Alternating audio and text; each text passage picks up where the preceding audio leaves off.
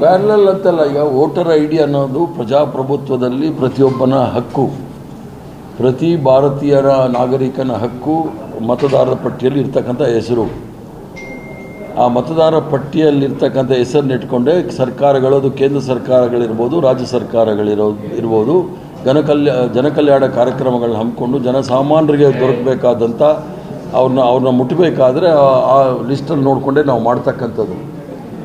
ಈಗ ಎಲ್ಲಾದರೂ ಮೈ ಮರೆತು ನಮ್ಮವರು ನಮಗೆ ಗ್ಯಾರಂಟಿ ಬರ್ತಾ ಇದೆ, ನಮ್ಮ ಹೆಸರು ಇದೆ ಅಂಥೇಳಿ ಮೈ ಮರೆತು ಮನೇಲಿ ಕೂತರೆ ಇವರು ಮತದಾರ ಪಟ್ಟಿಯಿಂದ ಹೆಸರು ತೆಗಿತಾರೆ.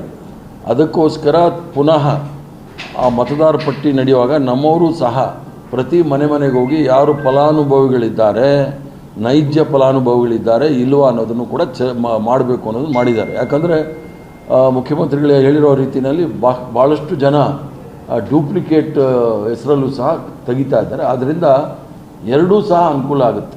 SIR ಅಲ್ಲಿ ಅವ್ರು ಮಾಡ್ತಕ್ಕಂಥದ್ದು, ಅವ್ರು ಯಾರು ಕೈ ಬಿಡ್ತಾರೆ ಅದನ್ನು ನಾವು ನೋಡಬೇಕಾಗತ್ತೆ, ಅವರು ಫಲಾನುಭವಿಗಳ ಅಲ್ವಾ ಅನ್ನೋದು ನೋಡಬೇಕಾಗುತ್ತೆ. ಆದ್ದರಿಂದ ಅದು ಡಬಲ್ ಕೆಲಸ ನಾವು ಸರ್ಕಾರದಿಂದ ಮಾಡ್ತಾ ಇದ್ದೀವಿ. ಡಬಲ್ ಚೆಕ್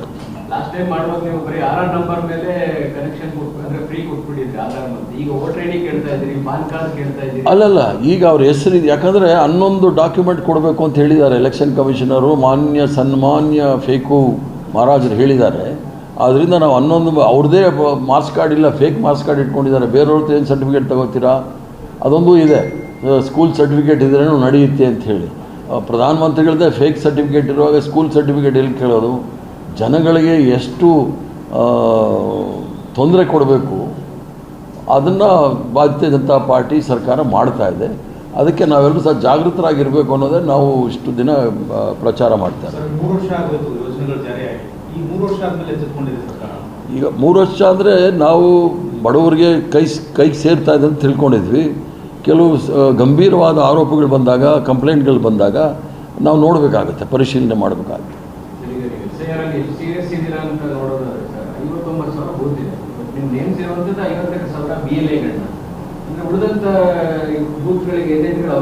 ಈಗ ಏಜೆಂಟ್ಗಳಿಗೆ ಅವಕಾಶ ಇದೆ. ಈಗ ಪೂರ್ಣ ಪ್ರಮಾಣದಲ್ಲಿ ಕೆಲವು ಕ್ಷೇತ್ರದಲ್ಲಿ ಅಲ್ಲಿ ನಾವೀಗ ಕೆಲವು ಕ್ಷೇತ್ರಗಳಲ್ಲಿ ಸೋತಿರೋ ಜಾಗದಲ್ಲಿ ಅಲ್ಲಿ ಯಾರು ಸರಿಯಾದವರು ಇಲ್ಲ, ಅದೆಲ್ಲ ಸ್ವಲ್ಪ ಕಮ್ಮಿ ಆಗಿದೆ, ಅದನ್ನು ಸರಿ ಮಾಡ್ತಾ ಇದ್ದೀವಿ.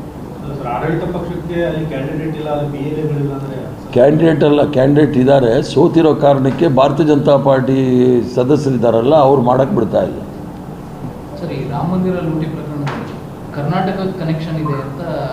ಈಗ ಇಷ್ಟು ದಿವಸ ನಾವು ಇಡೀ ದೇಶದಲ್ಲಿರೋ ಯಾವುದೇ ದೇವಸ್ಥಾನ ಎಲ್ಲ ಹೋದ್ರೂ ಕೂಡ ಚಪ್ಪಲಿ ಕಳ್ಳರಿದ್ದಾರೆ, ಎಚ್ಚರಿಕೆಯಿಂದ ಇರಿ ಅಂತ ಇದ್ರು. ಇನ್ಮೇಲೆ ಯಾವುದೇ ದೇವಸ್ಥಾನಕ್ಕೆ ಹೋದರೆ ಹುಂಡಿ ಕಳ್ಳರಿದ್ದಾರೆ, ಎಚ್ಚರಿಕೆ ಅಂತ ಬೋರ್ಡ್ ಹಾಕ್ಸ್ತಾರೆ BJP ಅವ್ರು ಬಂದ ಮೇಲೆ.